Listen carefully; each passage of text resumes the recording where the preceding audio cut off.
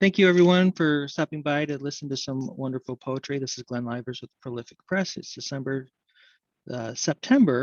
2021, and this is our monthly poetry reading, and we are going to begin with Bob Moreland.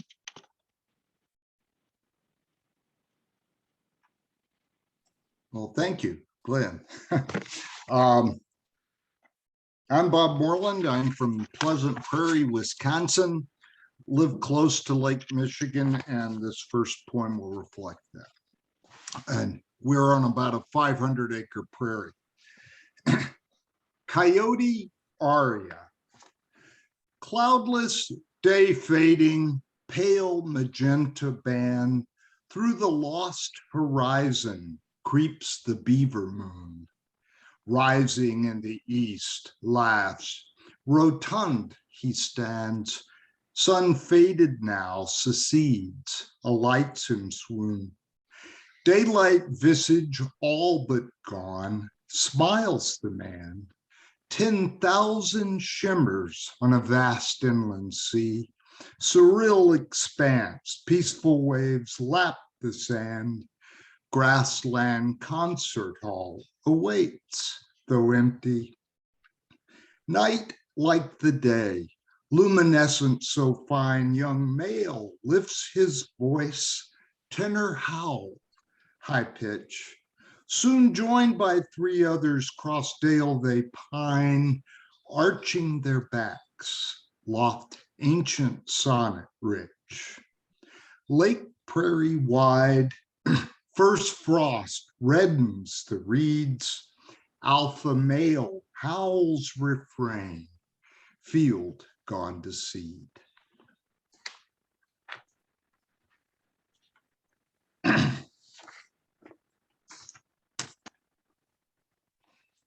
And in this next poem, my wife told me if I read this, I had to put in the disclaimer that she would not be caught dead in gingham. She is not a girly girl. This is called Kino Drive-In. We used to have a drive-in theater here, and I think they're all but gone now. Kino Drive-In. Summer's end as a double feature plays, we cuddle in Dad's borrowed Chevrolet, munching the last of the pretzels as you, my girl, use my shoulder as your pillow. Ending inevitable, right triumphs as the hero targets the vile villain. Cotton candy, lost during a stolen kiss, acts like flypaper, tacking your gingham down on the faded blue cloth upholstery. All too soon, fall's chill will try to erase these summer memories, but not tonight. Thank you. Oh, thank you. Both of those were really nice. Thanks a lot. Good images. All right, we're going to move on to Debbie Walker last. Excuse me, Glenn. One second. Yes. I'm running out of power on my computer, and so I have about 22 minutes left. I'm going to try to get it on the phone, but I can't hear anything on the phone, and this is the first time I've used it on the phone. Do you have any advice? Well, Debbie can wait for a few minutes. Let's go ahead and get you, and then you can come back on the phone to listen, right? Okay. So Yeah. let's go ahead. Let's do your reading first. Debbie, is that okay? I can't see. She's Debbie? There she is. Is that okay with you, Debbie, if we let Patrice sneak in ahead of you? Okay. Go ahead, Patrice. Oh, no problem at all. No problem. Okay. I just have one poem. It's called Homer on the Bus. It's one of my favorites. And it's about something that actually happened to me. Homer on the bus.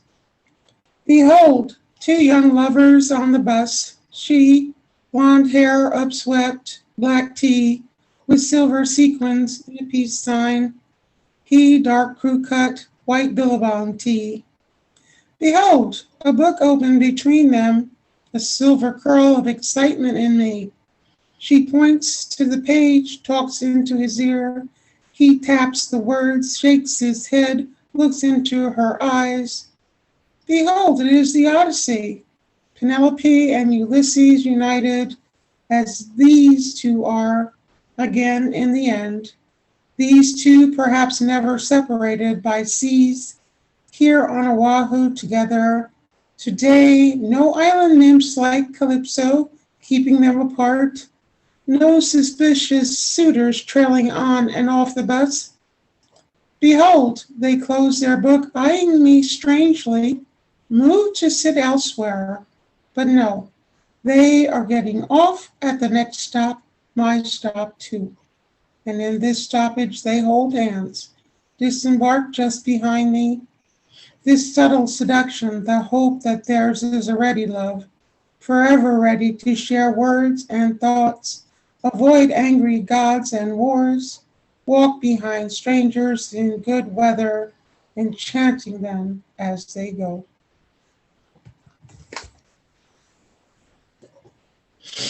Thank you Thank for you. that. No, I think that you were right in the zone on that. I can see why it's one of your favorites. We have someone taking their seat here in Salvatore, and then as soon as he's seated, we'll go on to Debbie. So if you want to switch to your cell phone.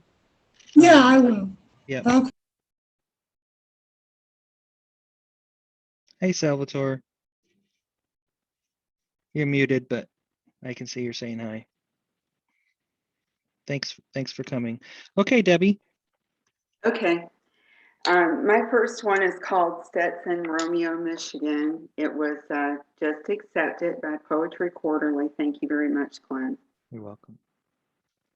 He sat in the odors, beer and urine, half raw yet burnt hamburgers, a steel guitar connected to a bent head, long greasy hair lanking out of someone's old Stetson, maybe from Goodwill. He hadn't lived enough summers to earn it. Maybe some migrant worker had ended up in Romeo, picking peaches and saving money to send home, while wanting to be a caballero, or at least look like one. In that hat, so many hours invested, sweat and dust, brains and calluses, ruined fingers reaching up to clutch the brim when the wind kicked up. The hat, a symbol of something precious that shouldn't be shuttled off by the vagaries of nature. The rest of his life, penance enough. Maybe it was the only thing worth stealing at the end of the season, a quick hand before daylight, someone paid early, fleeing, who knows. It may have been the only artifact left of a life made of dog days, the sun corporal punishment, Saturday nights refreshing as icy Lake Michigan, gripping a senorita close on the dance floor, her hips shake promising something real in that moment. Red lips, lacquered smile, all of that, something to live for.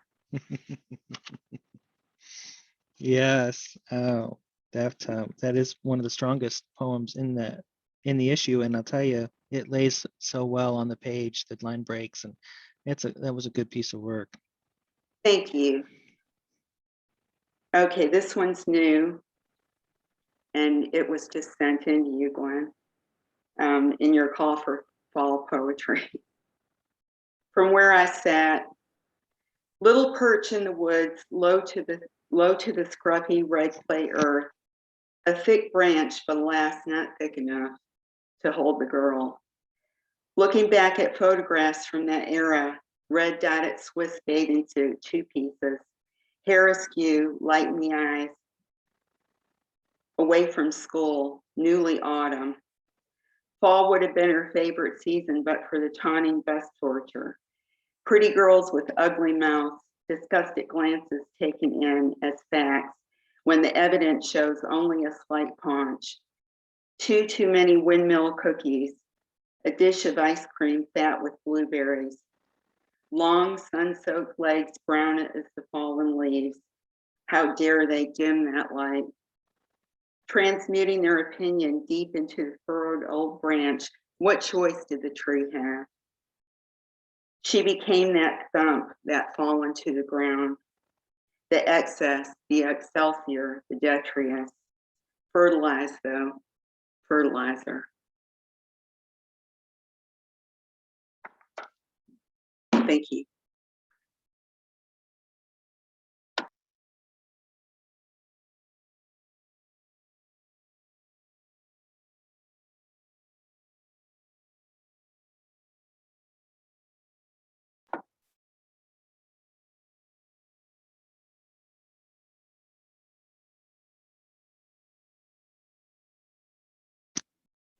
Okay, sorry, I'm talking and I'm muted. Thank you, Debbie, for that. It was very nice. Mary Gunn, you're next.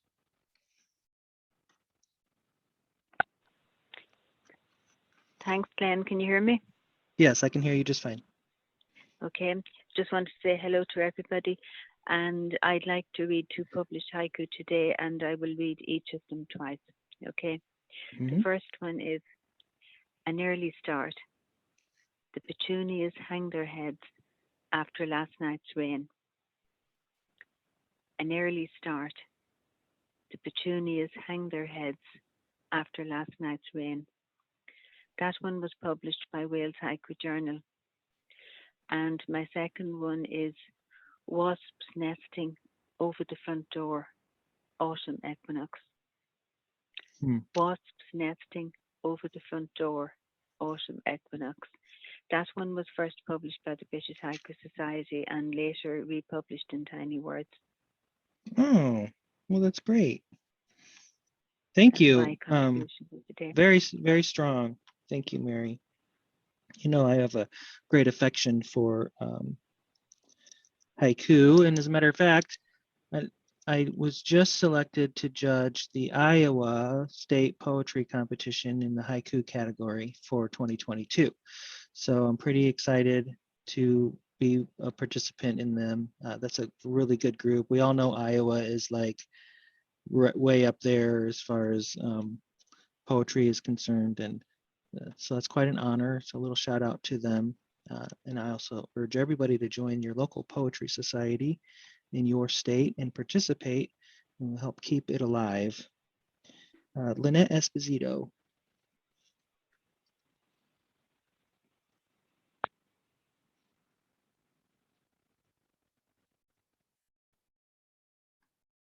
All right, can you hear me? Kind of breaking up a little bit.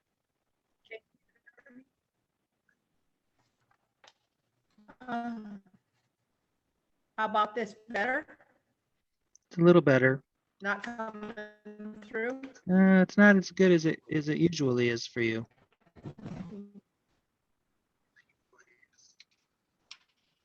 Well, I'm at my daughter's home.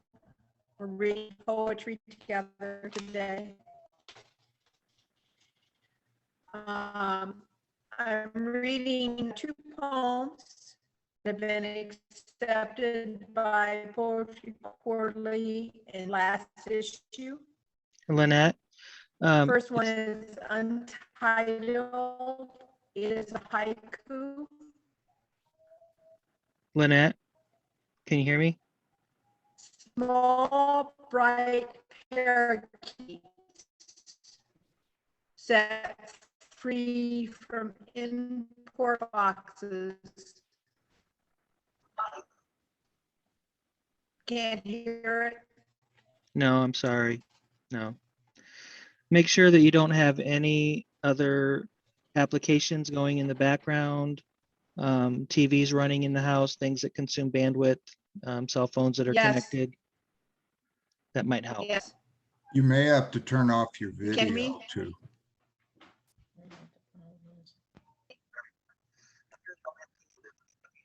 TVs running bandwidth, cell phones.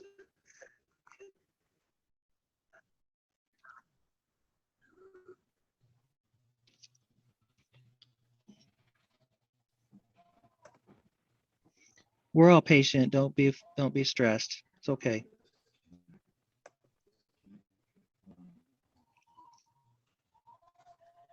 Any better?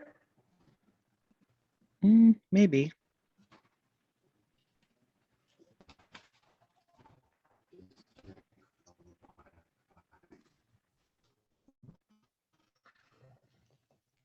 Not any better? You know what? Let's come back to you in about 15 We're- minutes.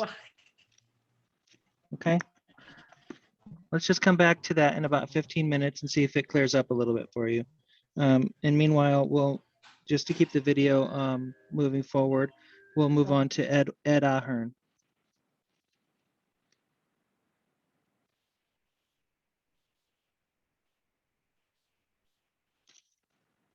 You have to unmute yourself, Edward.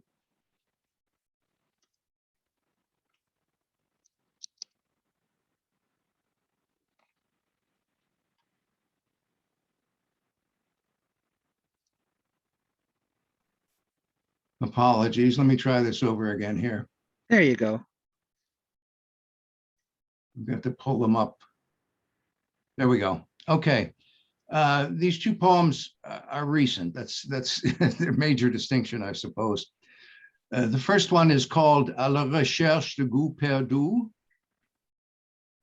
The foods we remember most fondly are so intertwined with virginal experience that we can never recover the contextual taste and must dine on almost as good.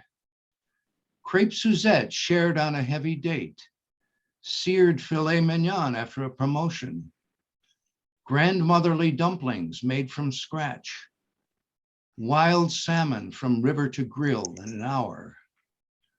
We either tantalize ourselves, groping for past perfection, or waste effort and money trying to find a replacement. A taste, like a love, occurs once, and we're better off moving on than struggling to regain sensations best enshrined in memory. And the second one is one that Prolific actually just accepted. It's called Peep Show.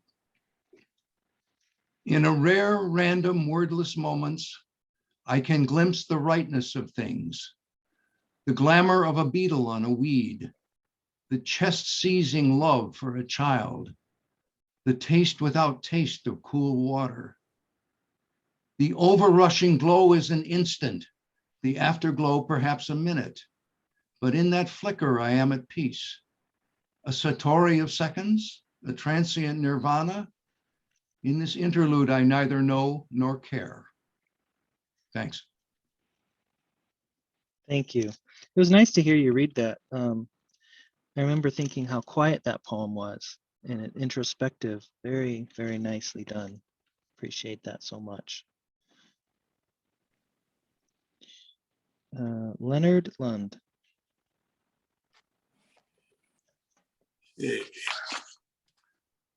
Memento Mori. He brings to mind a photograph. She's sitting on a grassy slope, wearing faded jeans and a tee, holding a small dog, a cigarette, a temporary place in his life. If he loses the memory of that moment, caught on a missing piece of paper, it will all be done at last. It's the only way he can recall how she looked when they made love. Memento C. I made a cast of you, as usually sleeping, naked in your trust. When it was dry, I stored it in a room hidden in my heart. I'll peek at it briefly if the hours apart become too many, or a night alone is filled with ghosts that have no substance. When we get old, I'll share it with you, reminding both of us that love and beauty changed by time aren't less, but better. Thank you. Thank you, Leonard. It's just that rhythm. It's just mesmerizing. I could listen to an hour of that. It's so nice. Lynette, would you like to try again? Can you hear me? I can hear you a little better. A little better? Mm-hmm.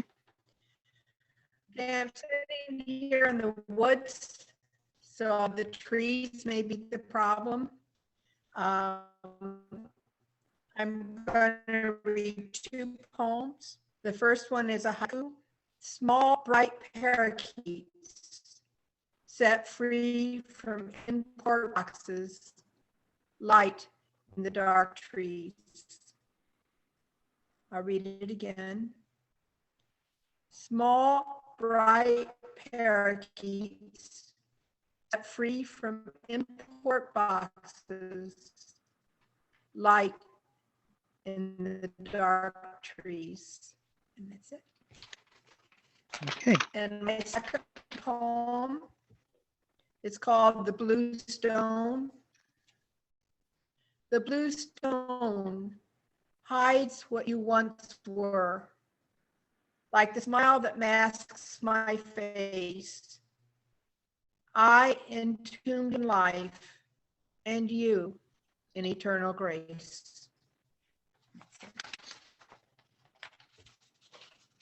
Yeah, thank you for that.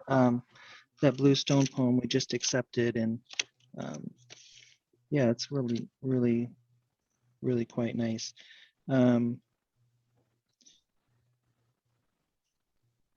Let's see here. I know you can't tell this, but it was still pretty difficult to follow that poem well. So due to the audio, I don't know if Charlene's poems are going to be any easier to understand. So I'll let you guys decide if you want to try them or not.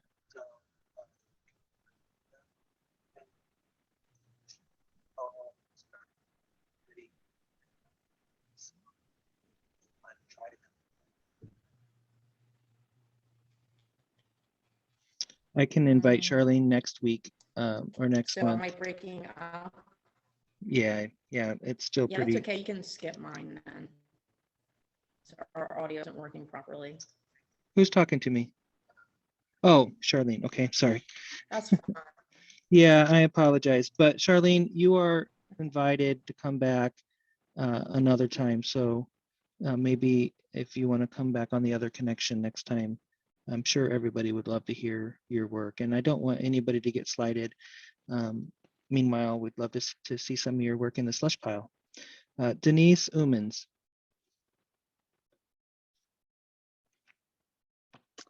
Thank you. I'm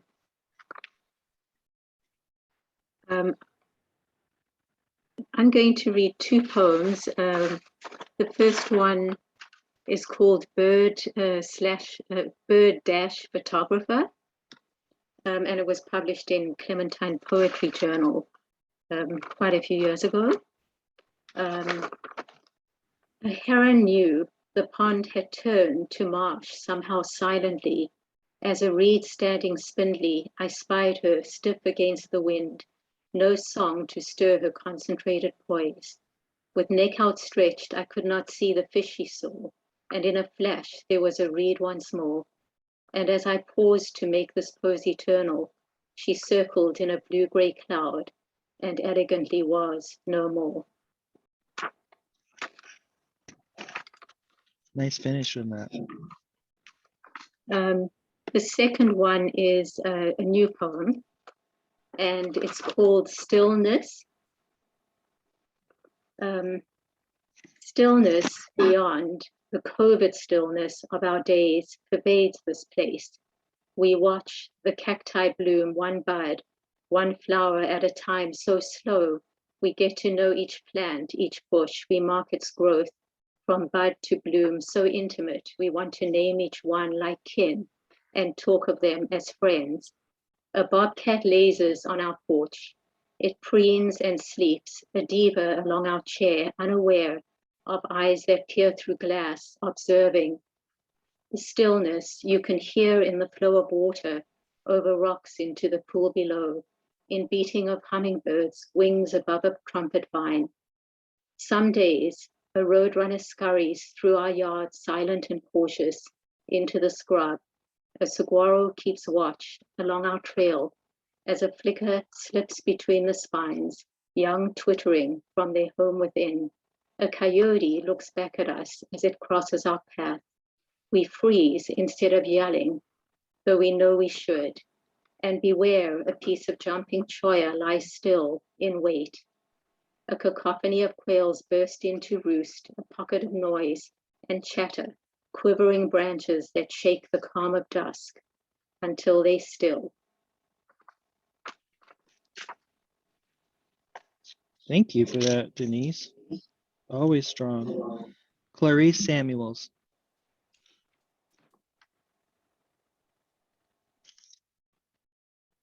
Okay, I've just unmuted. Can you hear me? Yes. Okay, this is one poem and one haiku. This is an older poem. It's never been published. I think I tried a couple times, but for some reason, nobody jumped at it. It's one of my favorites. So it's called Dear Statue of David, and it's inspired by Michelangelo's statue. Dear Statue of David, your tendrils of hair were red, they say, although all one can see is a pasty marble that Michelangelo sculpted from a battered old block. Florence wanted the world to know that the pygmy city would take on the giant, whosoever that may be. So you, David, were chosen as that symbol, your muscles rippling through your torso, unsurpassed in beauty, you who could fell a Titan. It's easy to love you, David, polished and sculpted as you are. This is perfection. You cannot disappoint me. Your gaze is fixed on some vague and distant future, filled with monsters, dragons, and hellish creatures, a history now sensed, but once valiantly lived. You are pure and loyal. You will maim every last foe. They cannot conquer you. You are undefeated, undaunted. I want to look into that murky distance and see what your marble eyes discern, sightless as they are, and your lips so silent, yet leading me onward to that frozen glory, petrified in stone. End of poem.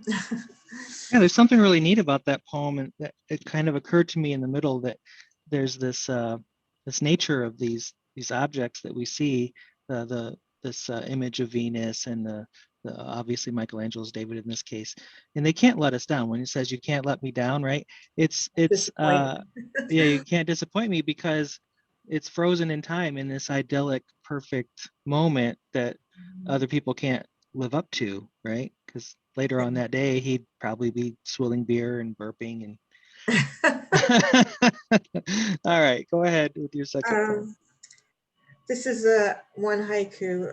I don't think I might have published it in Prolific Press, but it would have been a few years ago. Butterfly dreaming that he is really awake, caterpillar nights. You want me to read it a second time? Yes, please. Butterfly dreaming that he is really awake, caterpillar nights. All right, thank you very much for that. James Bethel.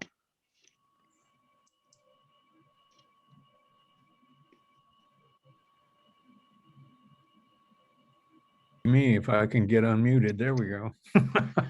Thank you.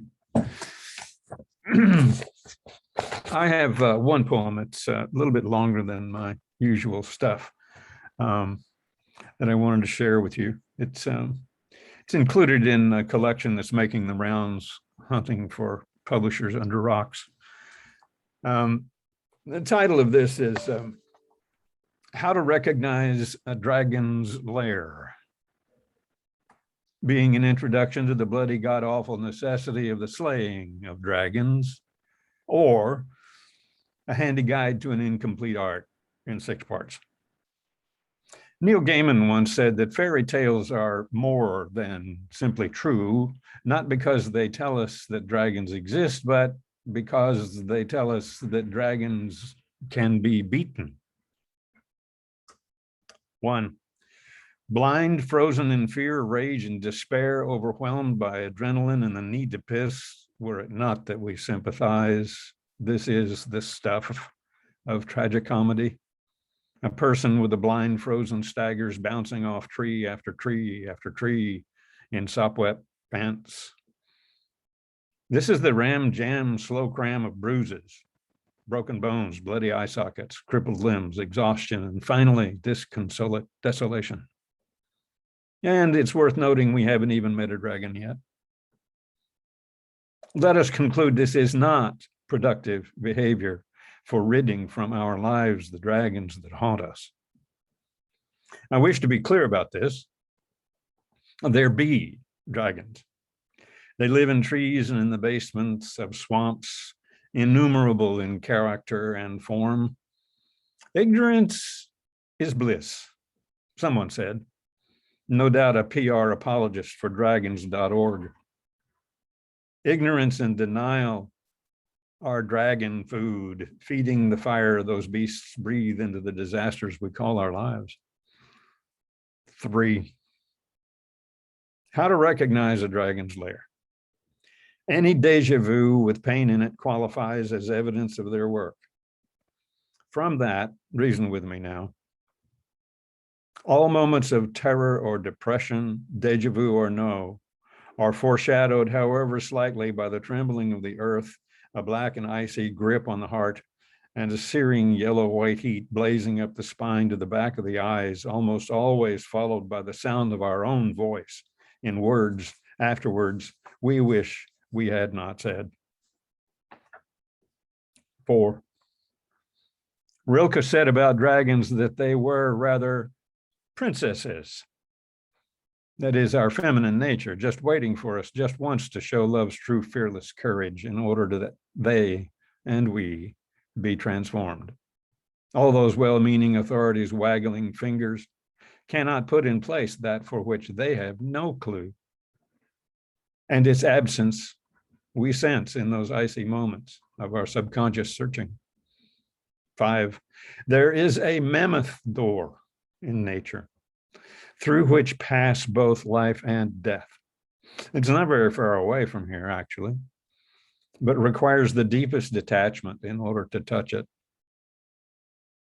look through it with any clarity at our future, or back with any real understanding of our past.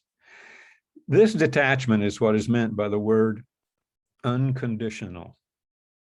By definition, the unconditional has no conditions, and we are full of them, and we do not want to grieve their circumstances. Most of us are wholly unaccustomed to the weather behind that mammoth door, granting preference to the déjà vu pain of our present blindness or our slam thumb, rather than live within its seasons. We don't want unconditionalness. We want specialness. 6, this specialness is fueled by our fear of dragons, living among the conditions we created and which we refuse to grieve, to own, to release, to kiss on its nose. The road to our completion, our real work, we cannot begin until we grieve the death sentences our specialness has placed upon our dragons. Each of those conditions is an unmarked island, maps to which still read, beyond this place there be dragons. And this is why the real work begins with the slaying dragons. And this is why there is blood and gore and gall, perhaps all over these pages, perhaps on the screen as we speak, in case noticing you were wondering. Thanks. Thank you. Very, very much. That was nice. If anyone has to leave early, please let me know. Absent any of that, we'll move on to Shasta Hatter. Hi, can you hear me? Yes. Okay. So for today, I have 2 poems that I hope are humorous. The first one, I checked a book of haiku by Jack Kerouac out of the library, and a previous reader had gone through and edited it. So I wrote this poem that's probably only going to make sense to other poets. I call it Haiku by Jack Kerouac. library book by a master. A previous reader has crossed out all the thes, as if articles were the enemy of the good.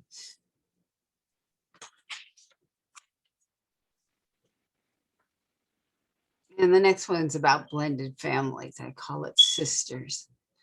The boys, you tell me how many brothers we have, as if such a thing could tumble about in my brain and get lost. Thank you. Thank you. What's the Jack Kerouac book it's on the road with Jack Kerouac? Isn't that what it is? Yeah. Yeah, well, That- this was a book of haiku. It was published in the early 60s. And I was just, I mean, at first I was appalled, and then I realized how absolutely hilarious that was. Yeah. Yeah. He was really good. That On the Road book is available as an audiobook, and I listened to that. It was just really, really wonderful. Doug Van Hooser.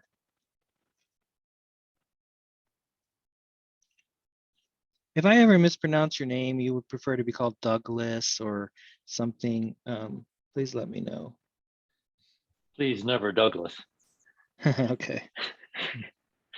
All right, I have two poems. The first poem is going to appear in Poetry Quarterly. I used to get up at 4:30 in the morning and cycle, and the intersection of suburbia and nature is always interesting at that time of day. It's titled 5 a.m. A pair of great horned owls hoot, "Here I am," as snow dances in the chill ambient light. Their home, a woods remnant tucked on a utility easement. They reside in a Burr Oaks penthouse, hunt suburban rodents nightly, enjoy meals of chipmunk, squirrel, mice, adolescent rabbits in spring, coyote lunch on the parents. This morning, a red fox drags his takeout through the cul-de-sac's halogen glow as I mount my Serrata cycle steed to work lungs and legs before the mom's student delivery chore chokes the roads with cell phone chatter. On second thought, I decide the wet melt and dark too dangerous to corner safely on 23 millimeters of 100-pound pressure, to risk a broken bone to indulge my self-inflicted image. For once, a mother-approved decision instead of an ego-impaired one. I pat myself on the back, congratulate common sense. I perch on the curb and imitate the owls who ignore my human hoot, daring me to spread wings and cross their path. The second poem is entitled Fence, The Fence, and recently appeared in another publication. Just beyond the fence, sunflowers sway, meadowgrass waves. Nothing beckons more than maybe its temptation smile, the laughter of an unheard joke, a hemline above the knee. Thanks.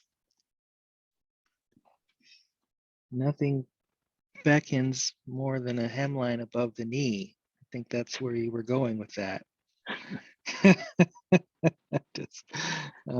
That's very nice. Thanks. I'm just playing. Thomas Festa. Hi, Glenn. Thanks for having me again. Oh, you're welcome. Glad to have you. The first poem I'm going to read is one that I wrote a couple of months ago. So it still feels relatively new, but now with the season having changed, I think I can address it. So it's called Parable of Intention. Never one for rivers, now you live beside one. Riverine, you used one sadness to cover another swelling inside you.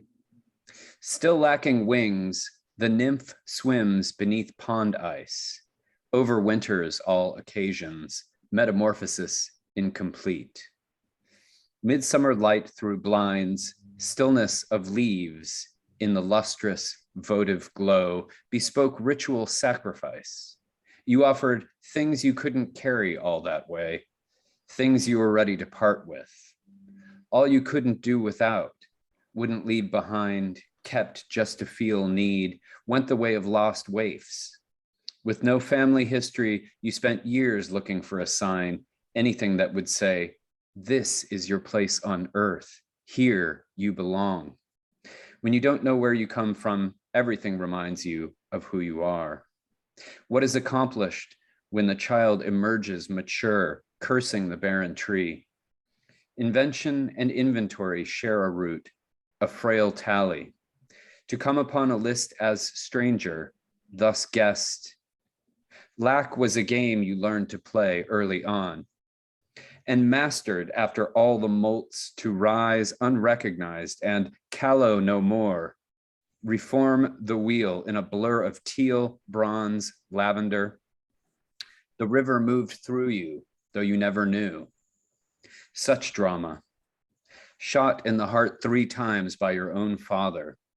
Word travels fast, logos, pathos, ethos, splinter in a blister, tower and crag reflected in a dragonfly's eye. The dharma of the animal hospital, the agony of an imagined pleasure that excludes you, the look of ravishment as the silent harbor returns.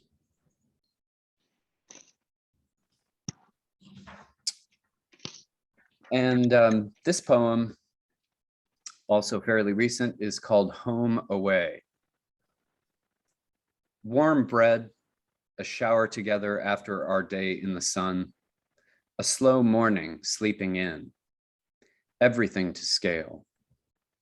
Remember that greedy seagull gulping down a peach off the neighboring beach towel? How cars went speeding by, some veering into our lane, distracted by texts, rage. Forget them. Like ice chips in an orchid pot, slow sustenance. Deliciously uncrowded sailboats and harbor slips reflect off hotel windows. At the upper beach drift line, sea oats, salt hay, and panic grass stabilize the dunes. In the corner of our eye, gray cedar shingled beach houses alight on sun-drenched stilts. Soon we'll be driving home, that feeling of getting away, slipping away. Sustaining intensities will set. A slight tremor slipping in, easier dread than sun. Light lifted, your voice will climb. Scales fall as you sing over the car stereo, lyrics of heartbreak, of the life I thought I'd lived till you were all around me. Thank you. Thank you. Are you a fan of Carl Sandburg at all? Now and then. Yeah, I'm getting some little bits of that in there.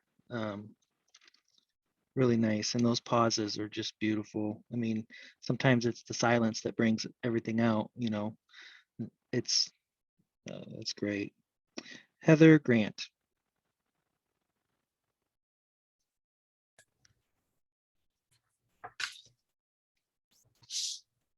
So I'm Patrice Wilson invited me to participate with you guys. I just wanted to let everyone know. And so Welcome. I would like to read one poem. This was published Main Rag Press in a compilation called Voices from the Porch.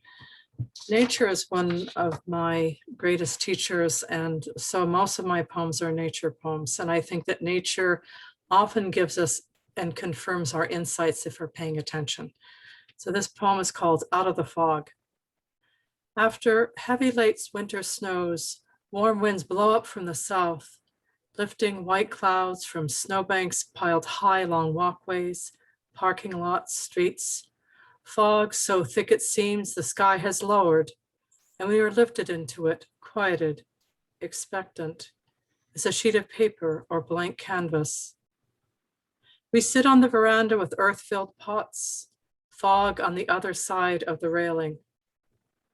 I haltingly say, I am on the edge of new words, and at once a flock of small dark birds appears out of the fog, flying straight toward us. Black marks against all that whiteness, swings up and over the roof and then gone. Thank you. Nice. Good compression on that. And a nice finish. This is a strong poem. I'm glad you came today. Thank you for sharing Yes, that. I'm happy to be here. Michael Watterson.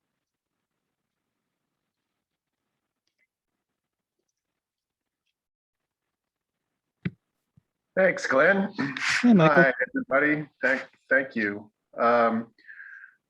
So I casually follow the contemporary art world, and I'm here to tell you, my fellow wordsmiths, we are in the wrong racket.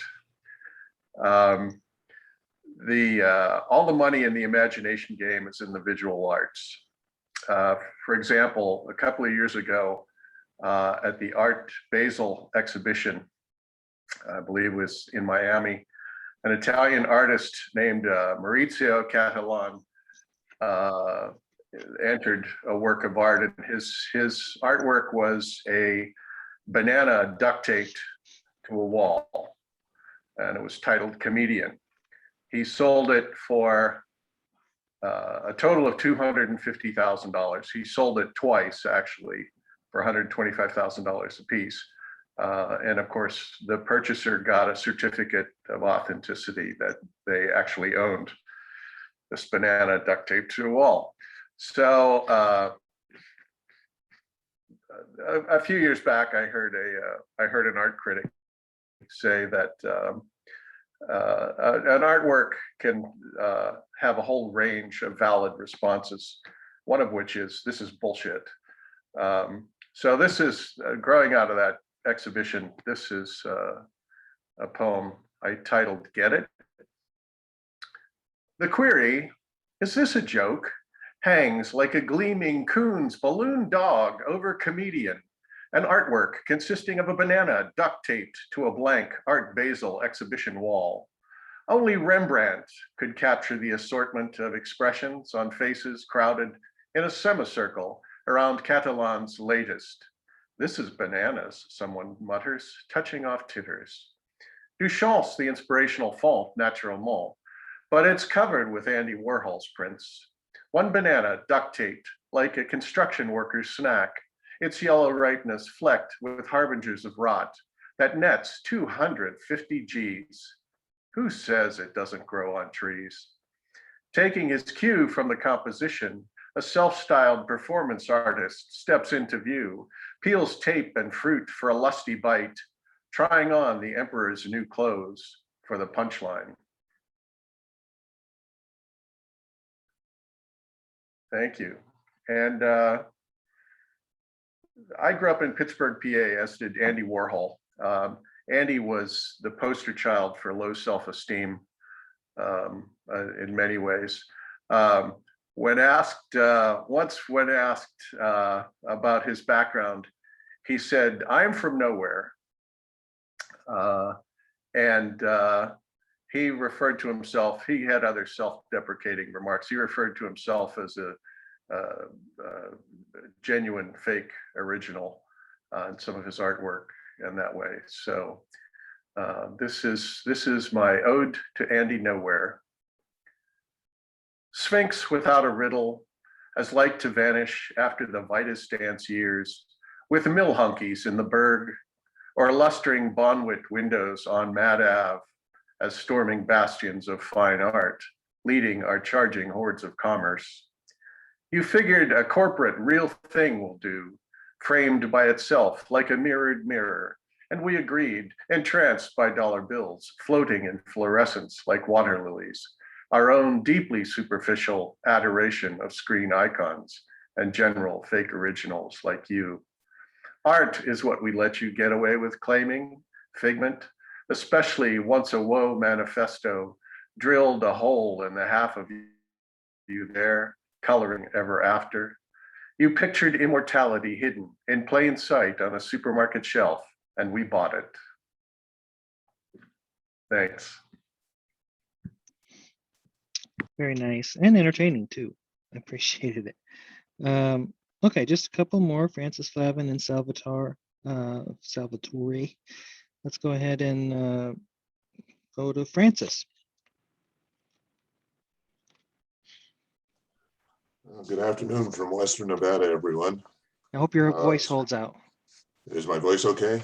Yeah, I'm saying I hope it holds out because I hope so too. I have a hard time double clutching on words. Is it okay to read the Rain in Pampanga? Please do.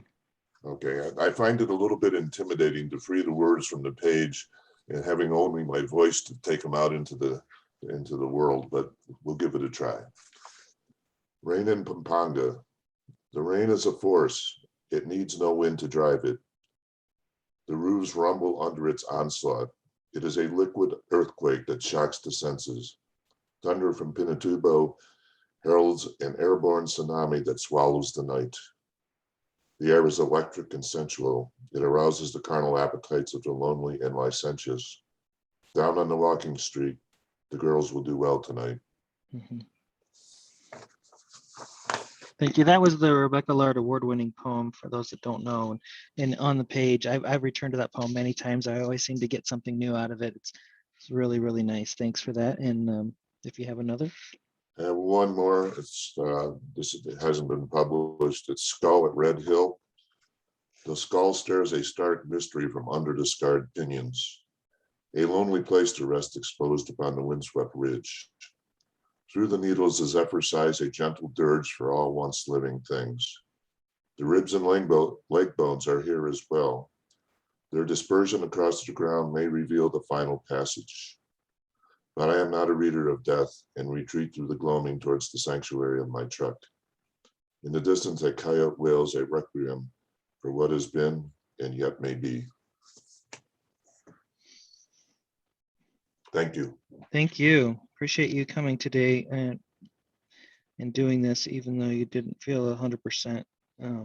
Such a pleasure to hear you read that. I'm curious about how that would sound.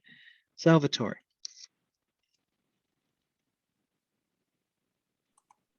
Thank you. From Iowa, split across the Mississippi to Iowa.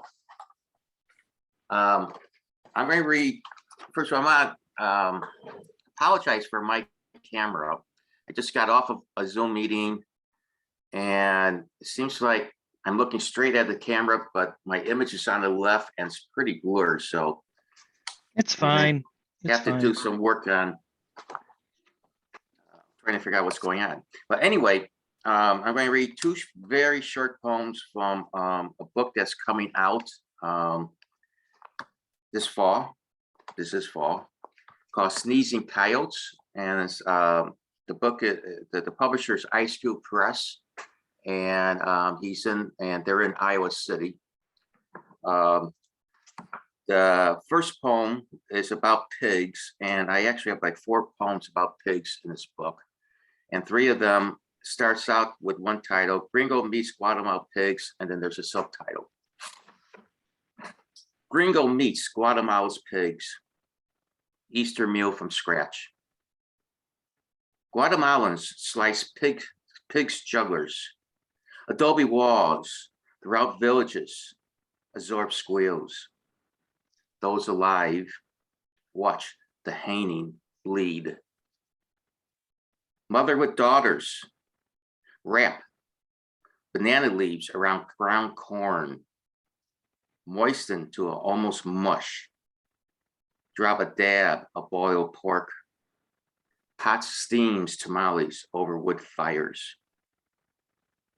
Deep in the masa, I find a jagged piece of pigskin, tough as an elephant hide, with one black curly hair.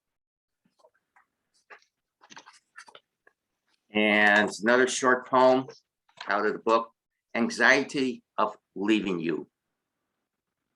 With your with your back against the door, your green eyes sprinkle, let me start again, sorry. Anxiety of leaving you.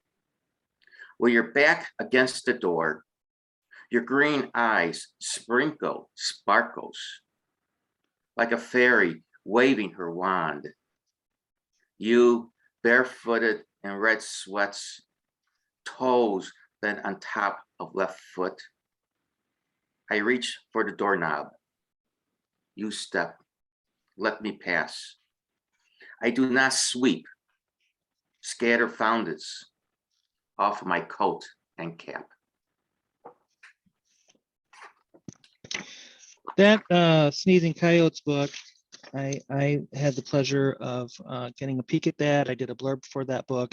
And if you want more information about it, you can send me a note at your convenience and I will point you in that direction so that you can buy a copy of it. And maybe if Salvatore doesn't care, I'll give you his contact information. Please. It is good. It's good if we can all support each other. I'm going to end the recording. I think everybody has read. If there's anybody that hasn't read, please speak up.